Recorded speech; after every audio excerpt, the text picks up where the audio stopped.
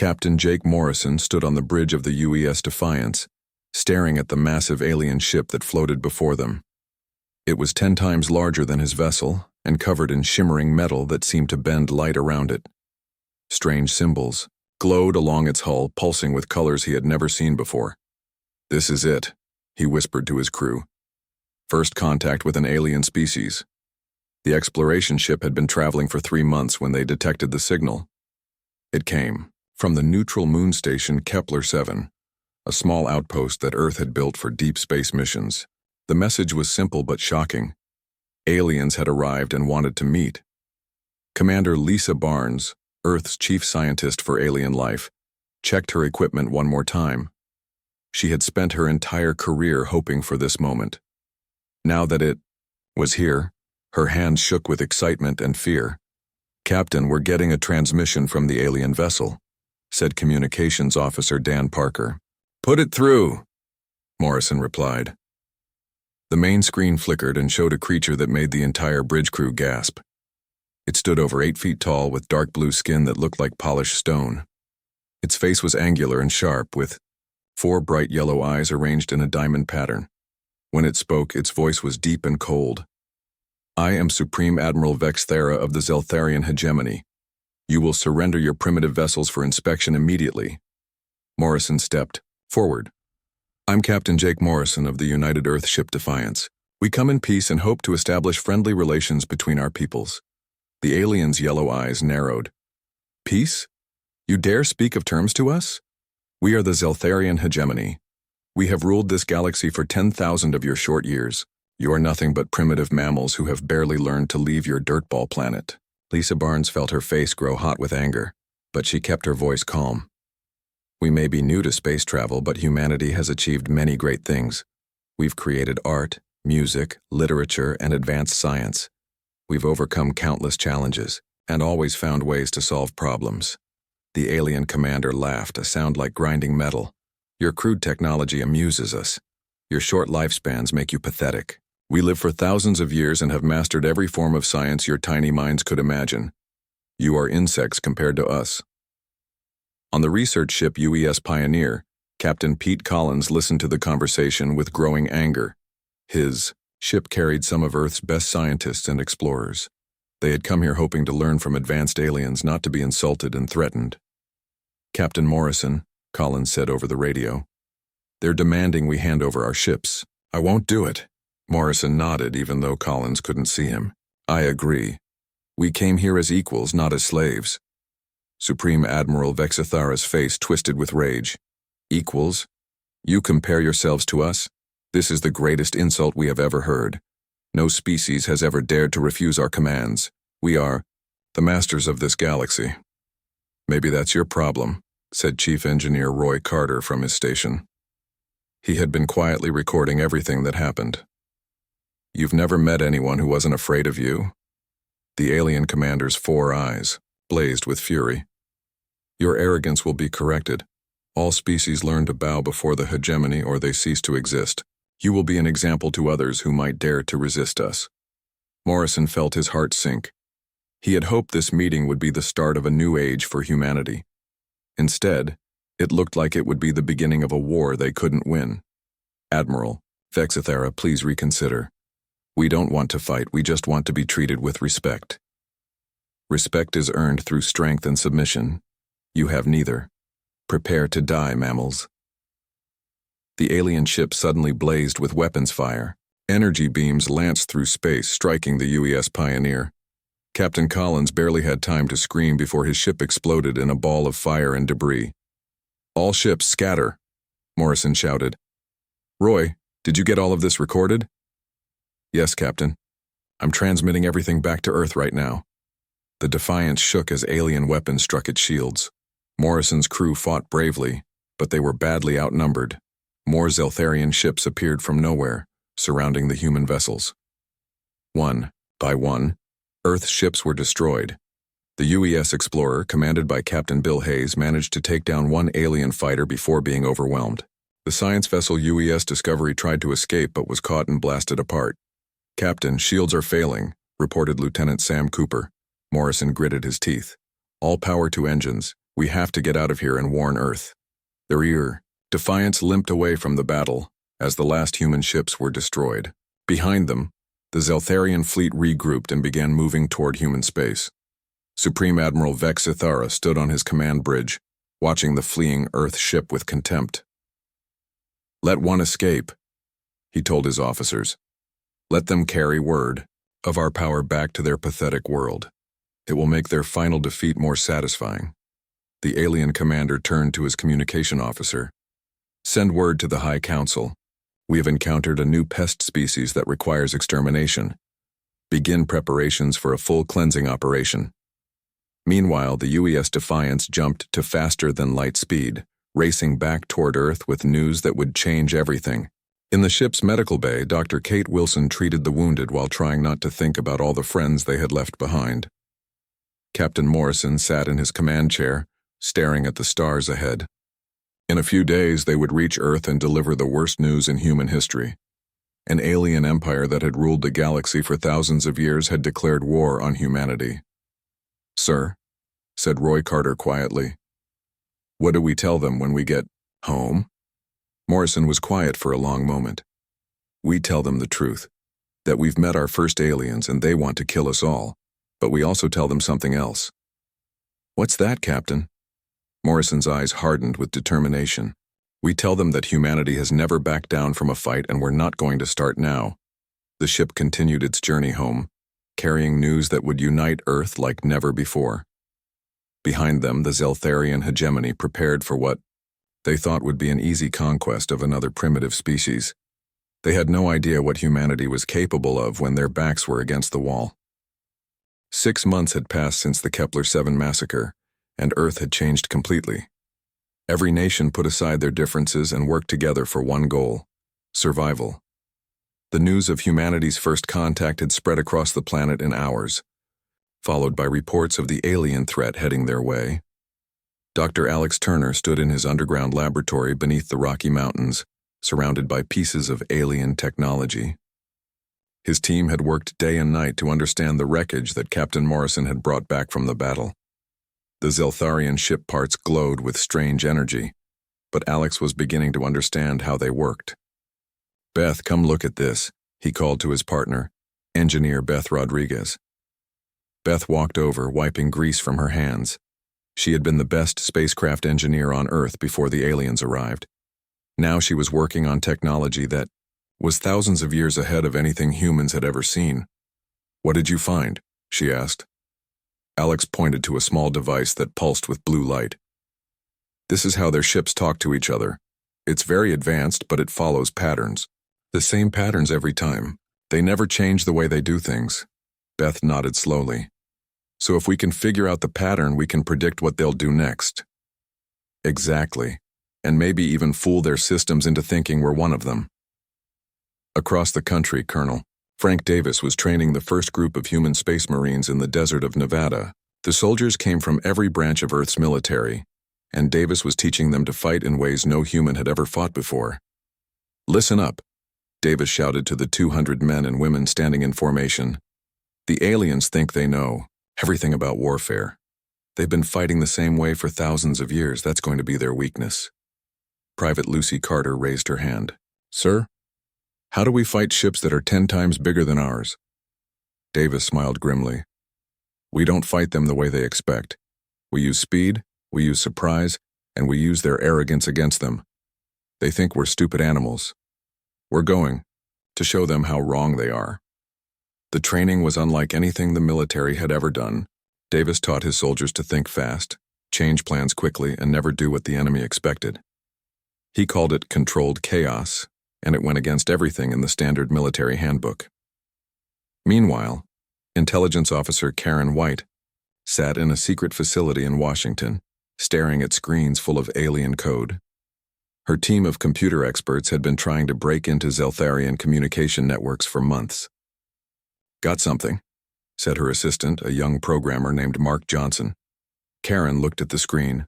Lines of alien text scrolled past, but the translation program was starting to make sense of some words. "What are they saying?" Karen asked. Mark pointed to several messages. "They're talking about us. calling us the pest species and primitive mammals. But here's the interesting part. They're confused. Confused about what? They don't understand why we fought back at Kepler-7. According to their records, no species has ever refused to surrender to them. They don't have any plans for dealing with resistance. Karen felt a spark of hope. So they've never had to fight a real war. Exactly. They've just been bullying weaker species for so long, they've forgotten how to handle a real enemy. In orbit around Earth, Admiral Morrison watched as the new human fleet took shape. The shipyards worked around the clock, building vessels that were completely different from anything Earth had made before. The ships were smaller and faster than Zeltharian vessels, with weapons designed for hit-and-run attacks. Morrison's flagship, the UES Retribution, was the first of the new ships. It combined human engineering with alien technology that Dr. Turner's team had figured out how to use. The ship looked sleek and deadly, built for speed rather than size. "Admiral," said his communications officer, "we're getting reports from our scout ships. The Zeltharian fleet is only 3 weeks away." Morrison nodded. He had expected this. The aliens were coming to finish what they started, but they would find Earth very different from the helpless planet they expected. "Send word to all ship captains. We begin the first phase of our plan tomorrow." The next day, a small human fleet led by Captain Amy Foster jumped to hyperspace. Their target was a Zeltharian supply depot in the outer system, a facility that stored fuel and weapons for the alien fleet. Captain Foster had been a cargo ship pilot before the war. Now she commanded a strike force of 12 fast attack ships, each carrying a crew of volunteers who knew they might not come home. "Remember the plan," Foster told her pilots over the radio. "We hit them fast and hard, then get out before they know what happened. Don't try to be heroes. Our job is to hurt them and survive." The human ships dropped out of hyperspace near the supply depot. It was a massive structure, 3 miles long and heavily defended. But the defenses were designed to stop big, slow-moving fleets, not small, fast raiders. Foster's ships split up and attacked from 6 different directions at once. The Zeltharian defenders tried to target them, but the human ships moved too quickly and unpredictably. Laser fire and missiles filled space as the attack ships struck their targets and raced away. Within minutes, the supply depot was burning. Fuel tanks exploded in brilliant flashes of light, and weapon storage areas detonated in chain reactions that tore the station apart. "All ships, withdraw," Foster ordered. The human fleet jumped back to hyperspace just as Zeltharian reinforcements arrived. The aliens found nothing but wreckage and the burning remains of their supply base. On the Zeltharian command ship, Admiral Vexithara stared at the destruction in shock. In 10,000 years, no enemy had ever successfully attacked a hegemony facility. The idea that the primitive humans could strike at them was impossible to accept. "How did they do this?" he demanded of his officers. "Sir, our sensors show they used small, fast ships that our targeting systems couldn't track effectively," reported his tactical officer. Vexithara's 4 eyes blazed with rage. "Impossible. Our technology is perfect. Our systems cannot fail." But the evidence was right in front of him. The humans had done something that no species in the galaxy had ever managed. They had struck back at the mighty Zeltharian hegemony and lived to tell about it. Back on Earth, news of the successful raid spread quickly. For the first time since the Kepler-7 massacre, humans dared to hope that they might survive the coming war. Dr. Turner's team worked faster, developing new weapons and defenses. Colonel Davis trained more soldiers in his unconventional fighting methods. Karen White's intelligence team intercepted more alien messages, each one showing growing confusion and anger among the Zeltharian forces. Admiral Morrison stood on the bridge of the Retribution, looking out at Earth's blue oceans and green continents. In 2 weeks, the alien fleet would arrive and the real battle would begin.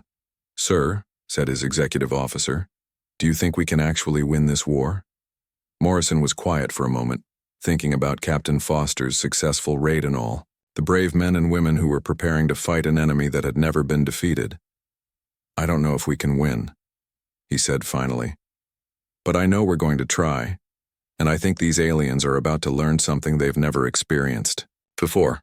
"What's that, sir?" Morrison smiled grimly. What happens when you pick a fight with humans? The Zeltharian fleet arrived at Earth's solar system like a dark cloud covering the stars. Supreme Admiral Vexithara commanded over 300 warships, each one larger and more powerful than anything humanity had ever built. He had come to end the human problem once and for all. Look at their pathetic defenses, Vexithara sneered as he studied the tactical display. A few dozen human ships waited near Earth's moon, looking tiny compared to his massive fleet. They think these toys can stop us? His tactical officer, Commander Zethkar, nodded in agreement. Sir, our sensors show their largest ship is only 1/10 the size of our smallest destroyer. This will be over quickly. But Vexithara had learned to be more careful since the supply depot attack. Deploy the fleet in standard battle formation. We will crush them with overwhelming force, then glass their planet as an example to the galaxy. On the bridge of the UES Retribution, Admiral Morrison watched the alien fleet spread across space. The sight was terrifying, but he had expected this. Earth's survival depended on what happened in the next few hours. All ships, begin Phase 1, Morrison ordered into his communicator. Suddenly, space around the moon filled with small, fast-moving objects. These were Commander Steve Walsh's stealth fighters, ships so small and quiet that the Zeltharian sensors couldn't track them properly. Walsh had been a test pilot before the war, flying experimental aircraft that pushed the limits of human technology. Hornet Squadron, begin your attack run, Walsh said to his pilots. 20 fighters raced toward the alien fleet, moving in patterns that seemed random but were carefully planned. The Zeltharian gunners tried to target them, but the small ships moved too quickly and unpredictably. The first fighter reached a Zeltharian cruiser and fired a new type of weapon that Dr. Turner's team had developed. Instead of trying to punch through the alien ship's thick armor, the weapon created a small hole and then expanded, tearing the ship apart from the inside. Direct hit, Walsh reported as the cruiser exploded. The new weapons work perfectly. More fighters reached their targets and more alien ships began to explode. The Zeltharian fleet, which had never faced this kind of attack, struggled to respond to enemies they could barely see. Impossible, Vexithara roared. How are they doing this? Sir, their ships are too small and fast for our main weapons to track, his gunner reported. Our targeting computers keep losing them. Then use the secondary weapons. Flood the area with fire. But even as the Zeltharians filled space with energy beams, Captain Amy Foster was leading the second phase of the attack. Her squadron of 30 ships moved in perfect coordination, swarming around a massive Zeltharian battleship like angry bees. The alien ship tried to swat them away, but Foster's pilots had trained for months to fight this way. They called it the Yao swarm attack, and it used the alien's size against them. The big ship couldn't turn fast enough to target all the small attackers at once. Focus fire on the engine section, Foster ordered. Her ships hit the same spot over and over until the battleship's power systems overloaded. The massive vessel drifted helplessly as smaller human ships continued to attack it. On Earth, Dr. Turner watched the battle from his command center deep, underground. His computers showed something that made him smile for the first time in months. The Zeltharian fleet was losing ships faster than they could destroy the human fighters. It's working, he told engineer Beth Rodriguez. Their weapons are designed to fight big, slow targets. They can't handle our swarm tactics. Beth nodded as she watched the tactical display. The question is, how long can we keep this up? We're losing fighters too. She was right. Human ships were being destroyed, and brave pilots were dying. But, for every human fighter lost, 2 or 3 alien ships were eliminated. The mathematics of the battle were slowly turning in humanity's favor. In the medical section of a human battle station, Chief Medical Officer Paul Green was treating wounded pilots when he noticed something strange in the alien prisoners they had captured. The Zeltharians were not healing as quickly as he expected from such an advanced species. Nurse Johnson, look at this, he called to his assistant. These aliens have very slow cell regeneration, much slower than humans. What does that mean, Doctor? Paul studied the data on his computer. I think it means they've lived so long and become so perfect that they've lost the ability to adapt quickly. Their bodies don't know how to handle unexpected damage. This information was immediately sent to the fleet commanders. If the aliens couldn't adapt quickly to new situations, it explained why they were struggling against human tactics they had never seen before. Meanwhile, Dr. Susan Clark's weapons research team was watching the battle and making notes. The physicist had developed several new types of weapons specifically designed to exploit Zeltharian weaknesses. "Deploy the adaptive mines," she ordered her technicians. Hundreds of small devices spread throughout the battle area. These mines were programmed to learn from each encounter, becoming smarter and more dangerous as the fight continued. When Zeltharian ships tried to avoid them, the mines adapted their movement patterns. "Sir, the humans are using some kind of learning weapon," Commander Zethkar reported to Vexithara. "Our evasion tactics are becoming less effective." Vexithara stared at the battle display in growing disbelief. His massive fleet was being torn apart by creatures he had dismissed as primitive animals. Ships that had ruled the galaxy for thousands of years were being destroyed by tiny human fighters. "How is this possible?" he demanded. "We are the masters of warfare. We have the most advanced technology in the galaxy." "Sir," his science officer said quietly, "perhaps that is the problem. Our technology is advanced, but it is also old. We have not needed to change our methods in centuries. The humans are using tactics we have never encountered." The battle raged for 6 hours. By the end, over half of the Zeltharian fleet had been destroyed or damaged beyond repair. The human losses were heavy too, but they had achieved something impossible. They had defeated a superior enemy through cleverness and determination. Vexithara's flagship limped away from Earth, its hull scarred by human weapons. The Supreme Admiral stared at the blue planet that had humiliated his mighty fleet. For the first time in his long life, he had tasted defeat. "Prepare a message to the High Council," he told his communications officer. "Tell them that these humans are more dangerous than we thought. We will need to change our approach." As the Zeltharian fleet retreated, Admiral Morrison stood on the observation deck of the Retribution, looking out at the wreckage of the battle. Earth was safe for now, but he knew this was just the beginning. "Admiral," his communications officer reported, "we're receiving messages from across the galaxy. Other species are asking about our victory. Word is spreading fast." Morrison nodded. The galaxy was about to learn that the mighty Zeltharian hegemony could be beaten, and that knowledge would change everything. In the depths of space on worlds that had been enslaved for centuries, oppressed beings looked up at the stars and dared to hope. If humans could defeat the hegemony, maybe freedom was possible after all. The galaxy was about to wake up, and the Zeltharian Empire would never be the same again. News of humanity's victory spread across the galaxy faster than anyone had expected. Independent traders and smugglers carried the story from system to system, whispering about the impossible defeat of a Zeltharian fleet. On worlds that had been under alien rule for thousands of years, enslaved species began to talk quietly about something they had forgotten: hope. Commander Tony Miller piloted his small diplomatic ship toward the Kethvar mining colonies in the Outer Rim. The reptilian species had been slaves to the Zeltharians for over 3,000 years, forced to dig precious metals from dangerous asteroid mines. Miller carried proof of humanity's victory and a simple message: you don't have to be slaves anymore. The Kethvar homeworld looked like a prison from space. Gray mining platforms covered the surface, connected by chains and force fields.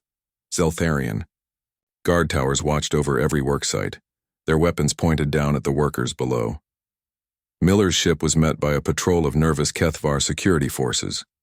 Their leader, a scarred reptile named Thesakar, boarded the human vessel with obvious fear in his large yellow eyes. "You should not be here, human," Thesakar said in broken English. "The hegemony forbids contact with outsiders. They will punish us all if they discover this meeting." Miller activated a holographic display showing the battle at Earth. Thesakar watched in stunned silence as human fighters destroyed massive Zeltharian warships. "This is impossible," the reptile whispered.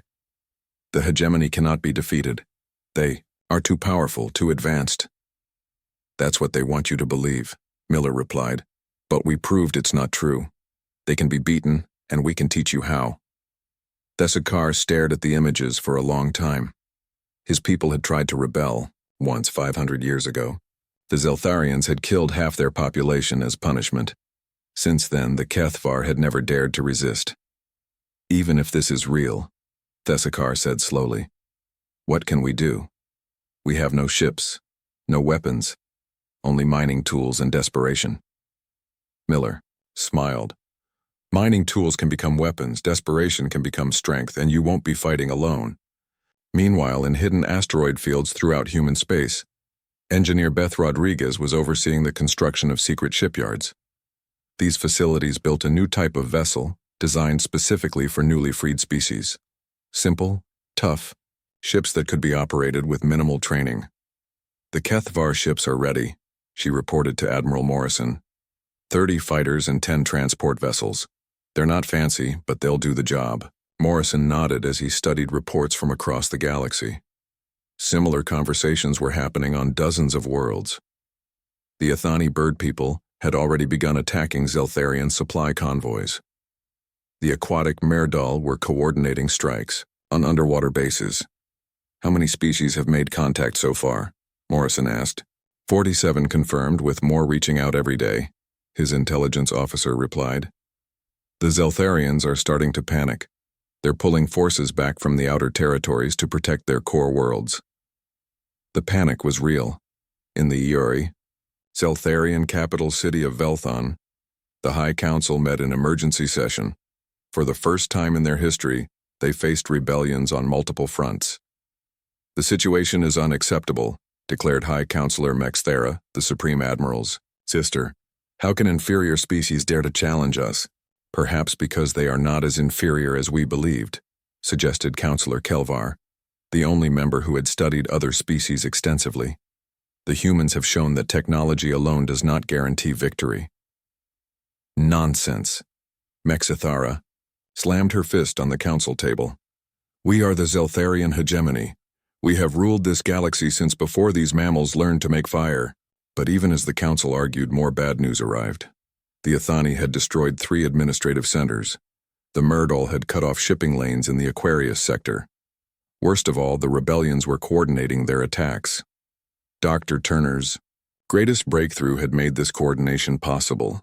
His team had developed a communication network that operated faster than Zeltharian systems, allowing rebels across the galaxy to share information instantly. On the ocean world of Merdal Prime, Commander Lisa Barnes worked with the aquatic aliens to plan their next attack. Her ship, the UES Freedom, had been specially modified for underwater operations. The Zeltharian base on the third moon is their main supply depot for this sector, explained Tidesinger Velmar, the Merdal military leader. His dolphin-like features showed fierce determination. If we destroy it, their forces will be cut off from reinforcements. Barnes studied the tactical display. Our ships can handle the space attack, but you'll need to take out their underwater defenses. Leave that to us, Velmar clicked in the Merdal language. We have waited 3,000 years for revenge. Today we take it. The combined attack was perfectly coordinated. Human fighters struck from space while Merdal warriors attacked from beneath the moon's seas. The Zeltharian base, designed to fight traditional fleet actions, couldn't handle attacks from multiple directions at once. Within hours, the facility was destroyed and its garrison captured. More importantly, the victory was broadcast across the galaxy, inspiring even more species to join the growing rebellion. The Battle of Zerion Prime became the turning point that proved the hegemony could be completely defeated. Captain Amy Foster commanded a fleet that included ships from 12 different species, each contributing their unique abilities to the fight. The Kethvar provided heavy mining equipment converted into assault weapons. The Athani used their natural flying abilities to conduct precision strikes. The Merdal coordinated underwater attacks on the planet's ocean bases. All ships, begin the final assault, Foster ordered, as her diverse fleet approached the heavily fortified world. The battle lasted 2 days and involved fighting on land, sea, air, and space. The Zeltharian defenders fought desperately, but they were overwhelmed by tactics they had never encountered and couldn't counter.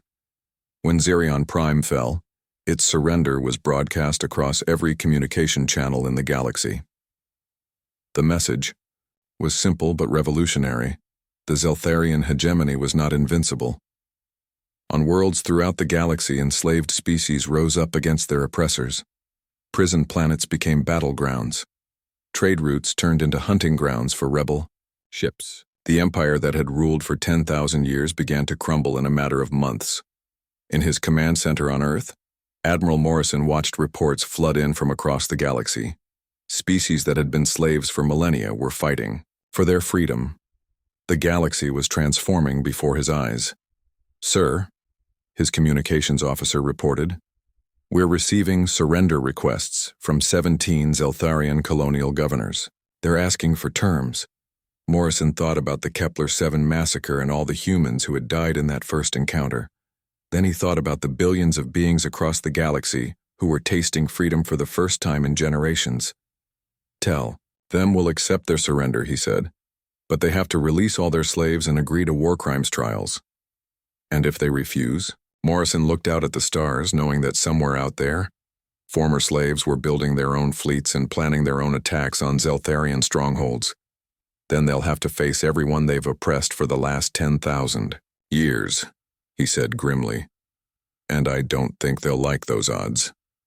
The galaxy had awakened and there was no going back. The age of the Zeltharian hegemony was ending, and a new era of freedom was about to begin. 1 year after first contact, the Zeltharian capital world of Zelthar had never seen an enemy fleet in its skies. For 10,000 years, the planet had been safe behind layers of defenses and the fear of the hegemony's power. Now, ships from dozens of species surrounded the ancient world, ready to end the empire once and for all. Admiral Morrison stood on the bridge of the UES Liberation, watching as the combined fleet prepared for the final assault. Beside him stood representatives from every species that had joined the rebellion: Thessikar of the Kethvar, Tidesinger Velmar of the Merdal, and Sky Dancer Kassara of the Athani. "The planet's defenses are stronger than anything we've faced," Morrison said, studying the tactical display. Ancient weapons platforms surrounded Zelthar, each one capable of destroying entire fleets. "But they are old weapons," Thessikar replied, his reptilian eyes gleaming. "Built to fight old enemies using old tactics. We are something new." In his underground bunker on Zelthar, Supreme Admiral Vexithara prepared to activate the hegemony's most terrible weapon. The Void Hammer had been built centuries ago to destroy entire planets. He had never imagined he would need to use it against the primitive humans who had started this rebellion. "Sir, the weapon is charged and ready," his weapons officer reported. "We can destroy their homeworld with a single shot." Vexithara's 4 eyes blazed with hatred as he looked at the fleet above his world. Everything he had known, everything he had believed about Zeltharian superiority, had been shattered by these upstart species. "Target the human homeworld," he ordered. "When we destroy Earth, their alliance will collapse." But Vexithara had made a crucial mistake. He still thought like the old hegemony, believing that destroying one world would end the rebellion.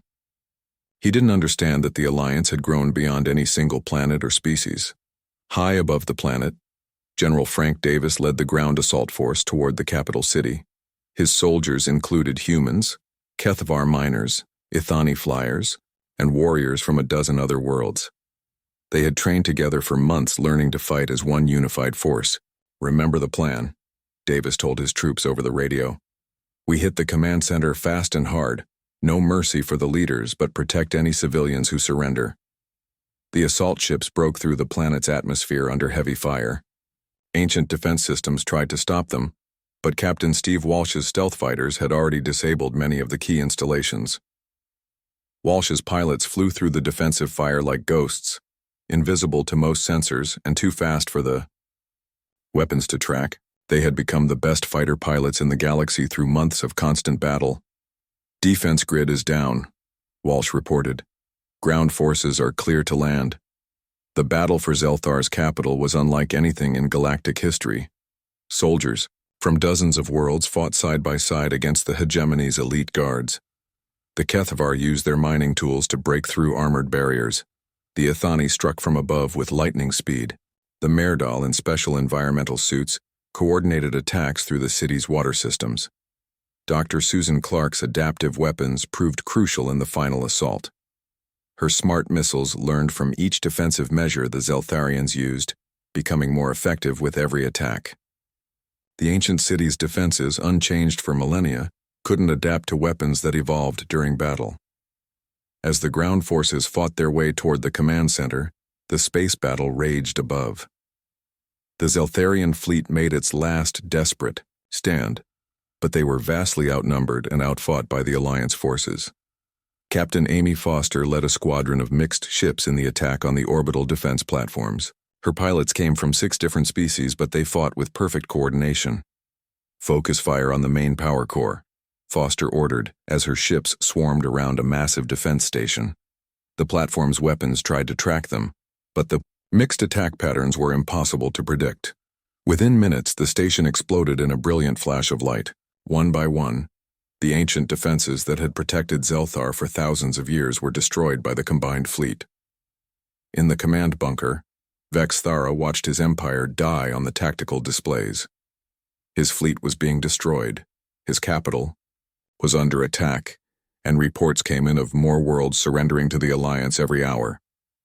"Sir, the Voidhammer is ready to fire," his weapons officer said desperately. "We can still destroy their homeworld." But before Vexithera could give the order, General Davis and his assault team burst into the command center. The Zeltharian Supreme Admiral found himself face to face with the humans he had dismissed as primitive animals 1 year ago. "It's over," Davis said, his weapon trained on the alien commander. "Surrender now and we'll guarantee your safety." Vexithara's 4 eyes burned with rage and disbelief. "This is impossible. We are the masters of the galaxy. How can inferior beings defeat us?" Admiral Morrison's voice came through the communication system, calm and steady. "Because you made the same mistake every tyrant makes. You thought strength came from making others weak. Real strength comes from making others strong." The final confrontation took place not in battle, but in a simple conversation. Vexithera, representing 10,000 years of Zeltharian supremacy, could not understand how his empire had fallen to species he considered beneath notice. "Your technology was advanced," Morrison explained, "but you stopped growing. You stopped learning. You thought you were perfect, so you never changed. We kept adapting, kept improving, kept working together. As Zeltharian forces across the galaxy laid down their weapons, the true scope of the transformation became clear. The rebellion had freed over 300 billion sentient beings from slavery. Worlds that had been prison planets became centers of learning and culture. The Galactic Liberation Alliance was formed with Earth as its coordinating world, but power was shared equally among all member species. The rigid hierarchies of the old empire were replaced by democratic councils where every voice mattered. Dr. Turner established the first Interspecies Research Institute on Luna, where beings from dozens of worlds worked together to advance science and medicine. The Kethvar shared their mining expertise. The Athani contributed their knowledge of atmospheric flight. The Merdal taught others about ocean ecology.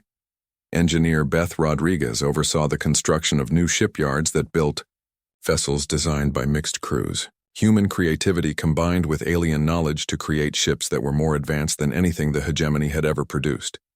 But perhaps the most important change was in how the galaxy's species saw themselves. No longer were they divided into masters and slaves, superior and inferior beings. They were partners working together toward a common future. Admiral Morrison stood on the observation deck of the UES Liberation, now flagship of the Alliance fleet. Through the transparent metal, he could see Zelthar being rebuilt by crews of former enemies working side by side. Zeltharian engineers worked alongside human technicians, teaching each other and learning together.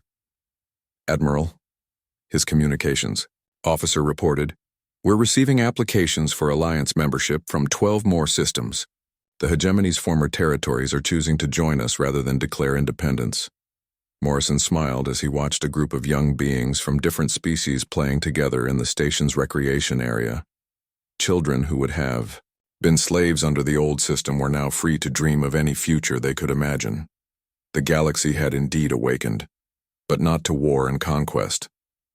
It had awakened to the possibility that different species could work together, learn from each other, and build something better than any of them could create alone. Humanity had shaken the galaxy's most advanced empire, but their greatest victory wasn't in battle. It was in showing the galaxy that strength came not from domination but from cooperation, not from fear, but from hope. The age of the Zeltharian hegemony was over. The age of the Galactic Alliance had begun.